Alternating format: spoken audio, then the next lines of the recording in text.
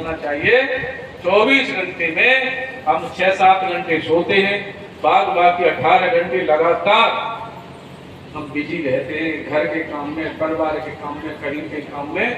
लेकिन जो सबसे महत्वपूर्ण काम है उसी समय में से हमें भगवान को ध्यान करना, याद करने के लिए समय निकालें, जरूर निकालें। एक बात कह के मैं अपनी समाप्त करता हूँ।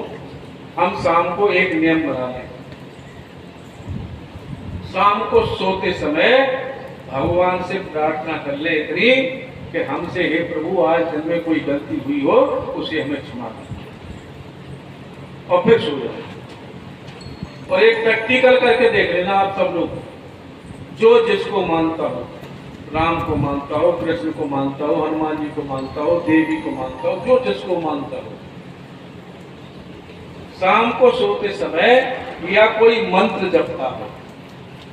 बहुत से गुरुमुखी भी होते हैं तो मंत्र मिलता है, गुरुजी मंत्र देते तो गुरुमुखी हो। तो शाम को इतना जरूर करो कि जब सो, अगर मंत्र नहीं है तो जो से जिसको मानते हैं उनका नाम लेते लेते सो जाओ।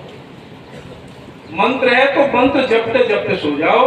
कुछ दिन प्रैक्टिकल करके देख लेना, आप अनुभव कर लेना, और एक दिन ऐसा आएगा कि आप जब जगोगे तो मंत्र और नाम लेते लेते जगोगे। ये प्रैक्टिकल कर लेना। और ये जिस दिन हो गया तो सोच लेना कि हम रात में सो रहे हैं, वो सोना नहीं है, वो आपका अजपा जप है। प्रैक्टिकल करके देख लेना, करते रहना, डेली अभ्यास करो इसका। जिसको जो मानता हो उसका नाम लेते लेते लेते लेते और नींद आया तो सो जाओ।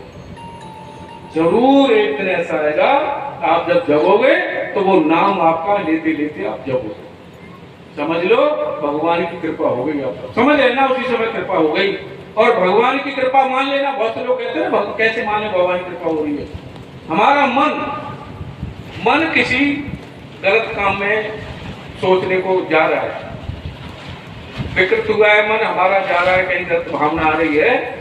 और अगर हमें ध्यान आ जाए, ईश्वर से प्रार्थना कर लें, हे प्रभु हमें बचाओ, तो 100% में दावे के साथ कह सकता हूँ, कोई न कोई परमात्मा उस मन को, आगे कोई दीवार ऐसी खड़ी कर देंगे तो वहां से मन वापस हो जाए, गलत काम होगा नहीं, अगर हम इतनी भी प्रार्थना कर लेंगे।